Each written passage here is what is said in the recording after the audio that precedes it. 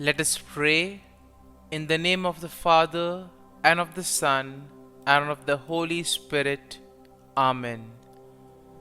O Jesus, through the Immaculate Heart of Mary, I offer you my prayers, works, joys, and sufferings on this day for all the intentions of your Sacred Heart, in union with the holy sacrifice of the Mass throughout the world, in reparation for my sins, for the intentions of all my relatives and friends, and in particular for the intentions of the Holy Father. Amen. Let us pray for the intentions of the Holy Father for the month of March.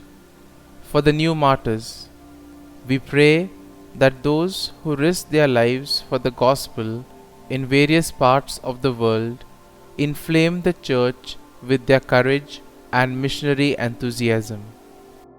Our Father, who art in heaven, hallowed be thy name. Thy kingdom come, thy will be done, on earth as it is in heaven. Give us this day our daily bread, and forgive us our trespasses, as we forgive those who trespass against us. And lead us not into temptation, but deliver us from evil. Amen. Hail Mary, full of grace, the Lord is with you. Blessed are you amongst women, and blessed is the fruit of thy womb, Jesus. Holy Mary, Mother of God, pray for us sinners, now and at the hour of our death. Amen. Glory be to the Father, and to the Son, and to the Holy Spirit, as it was in the beginning, is now, and ever shall be, world without end. Amen. My dear friends, as we gather in the presence of the Lord, as we begin this new day, let us thank the Lord first and foremost for the gift of this day. Very often in life, we realize that we experience many things, we get many gifts, but we do not appreciate them. Similarly, when we look back at our lives, right from the time of our birth until now, there may have been numerous blessings, numerous gifts that we have received. But sometimes because of our busy schedule, sometimes because of our carelessness, we often fail to thank the Lord for the blessings, for the graces that we have received. And therefore, as we spend this time with Him in the morning, as we offer this day to the Lord, let us begin with an attitude of gratitude. Let us thank Him for all the things that He has done for us, that He is doing for us, and which He will continue to do for us in the future. And therefore, my friends, let us first and foremost begin by thanking the Lord for the gift of life. Lord, we thank you for giving us this day, a new day, to experience your love, joy, and mercy. We thank you for giving us another opportunity to correct some of our errors and our mistakes. Lord, we also thank you for the various opportunities that you have given us. Opportunities to work on our talents, opportunities to complete some other tasks. Lord, we also thank you for the gift of the people in our lives. We thank you for our parents, friends, relatives, near and dear ones, and all those who play a very important role in our lives. Most importantly, Lord, we thank you for those people who have dedicated their time and energy and have helped us become who we are. It is because of the dedication, of the effort of these individuals that we have become who we are. And therefore, Lord, we ask you that you bless them abundantly. Lord, we also thank you for the numerous experiences that we have had. There have been some very good experiences which we will always cherish. But there have also been experiences that have been difficult, that have not been very easy. And therefore, Lord, we thank you for those experiences as well, because they have taught us a lot in life. These difficult experiences have helped us become better individuals. It has helped us to become stronger. And therefore, Lord, today we offer up to you everything, our difficulties, all our worries, and we place them at your feet. Lord, you said, come to me, all those who labor and are tired, and I will give you rest. All of us long for peace, all of us long for rest. And therefore, Lord, we come to you, knowing that you will give us rest, you will give us peace of mind, heart, and body. And above all, that you will guide us in whatever we do. My dear friends, the Word of God welcomes us this morning. And therefore, let us today begin by meditating and reflecting on Psalm 66. As usual, we'll take the Psalm and then we will take a look at the Psalm in detail. First and foremost, we shall have an overview of the Psalm, and then we shall take a look at a few verses and what the Psalm tries to convey to us. Now we see that Psalm 66 is a psalm of praise and thanksgiving that celebrates God's mighty works, and it invites all people to join in worship. Now this psalm is attributed to David, and it can be divided into several sections, each highlighting different aspects of God's actions and the appropriate response of praise. Now in verses 1 to 4, we see that it is said, make a joyful shout to God, all the earth. Sing out the honor of his name, make his praise glorious. Say to the Lord, how awesome are your works. Through the greatness of your power, your enemies shall submit themselves to you. All the earth shall worship you and sing praises to you. They shall sing praises to your name. And therefore here we see that the psalm begins with an exhortation to all people to joyfully praise and honor God's name.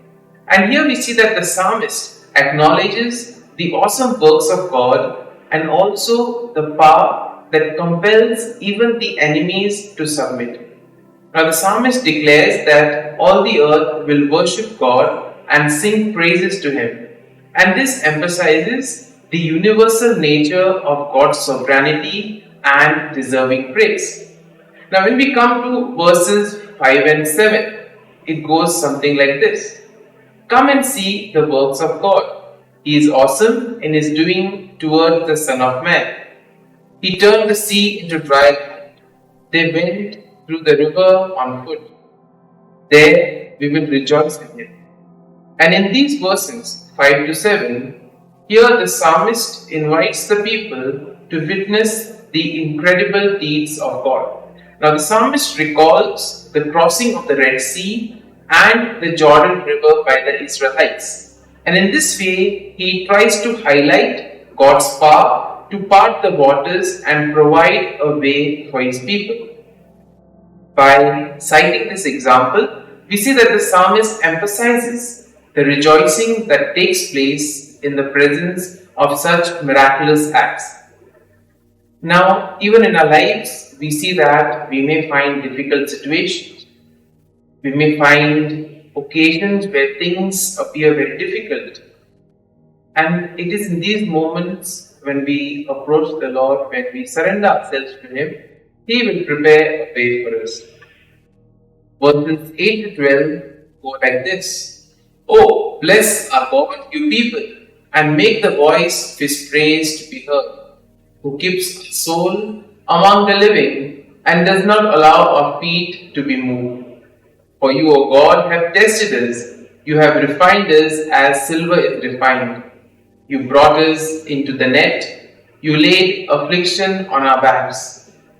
And by saying this, the psalmist calls on the nations to bless and praise God. Now, the psalmist acknowledges God's role as the protector of life and the one who has tested and refined his people through various challenges.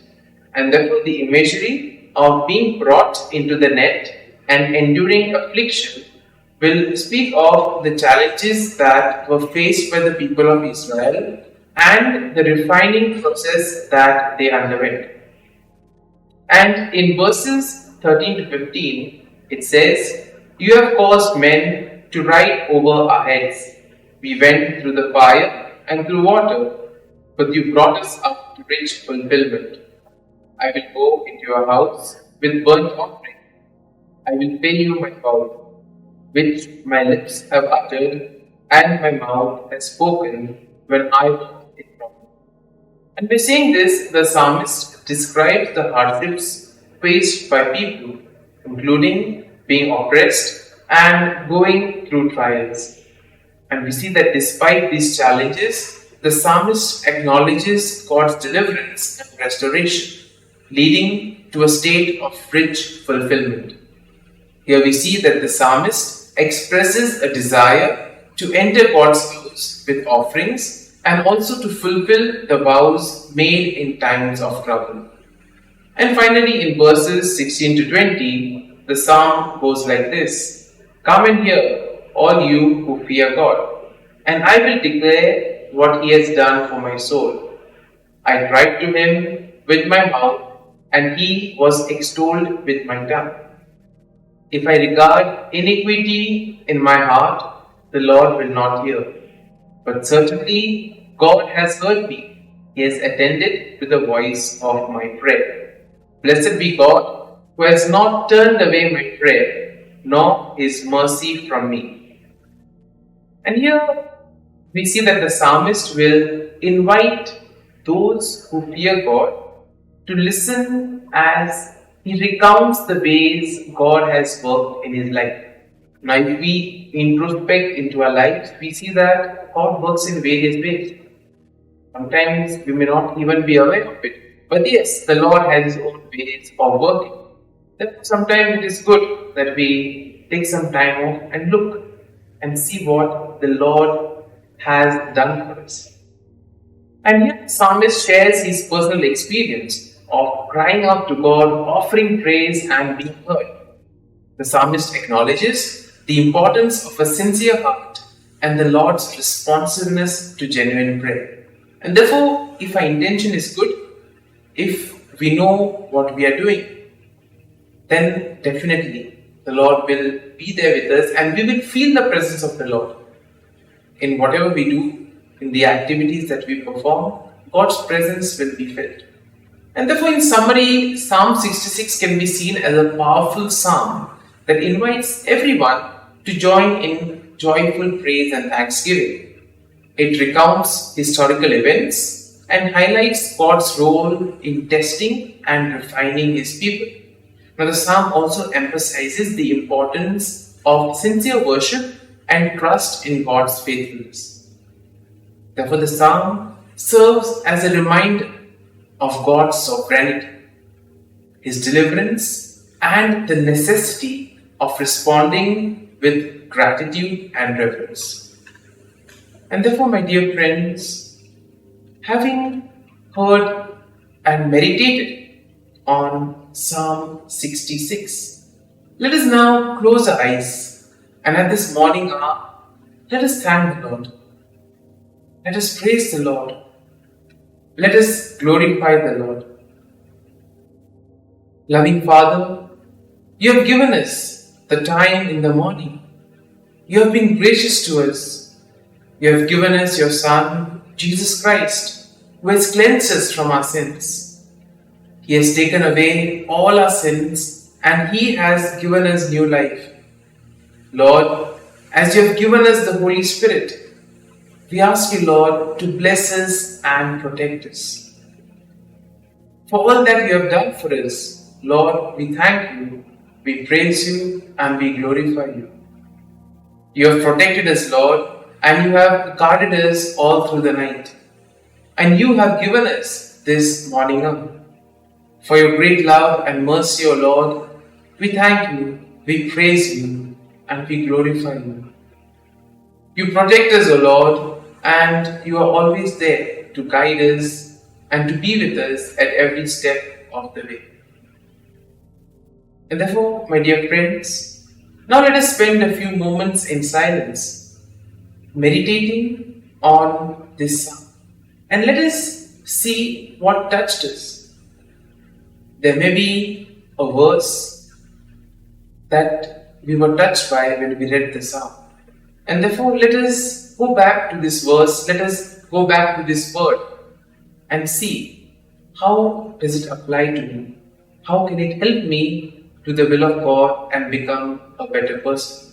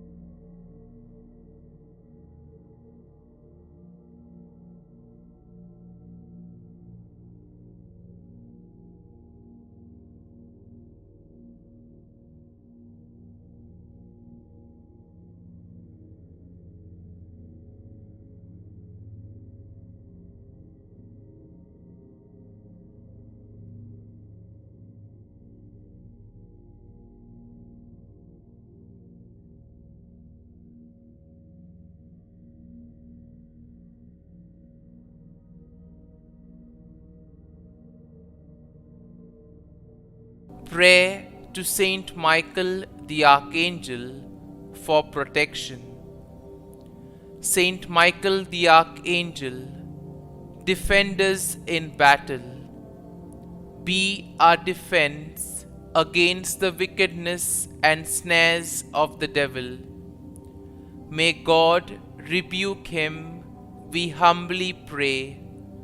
And do thou, O Prince of the heavenly hosts, by the power of God, thrust into hell Satan and all the evil spirits who prowl about the world, seeking the ruin of souls. Amen. Act of Adoration. O Sacrament most holy, O Sacrament divine, all praise and all thanksgiving be every moment thine. Saint Gertrude Prayer for souls in purgatory. Eternal Father, I offer Thee the most precious blood of Thy divine Son, Jesus, in union with the masses said throughout the world today, for all the holy souls in purgatory, for sinners everywhere, for sinners in the universal church, those in my own home and within my family. Amen. May the divine assistance remain always with us, and may the souls of the faithful departed through the mercy of God rest in peace. Amen. Glory be to the Father, and to the Son, and to the Holy Spirit, as it was in the beginning, is now, and ever shall be, world without end. Amen.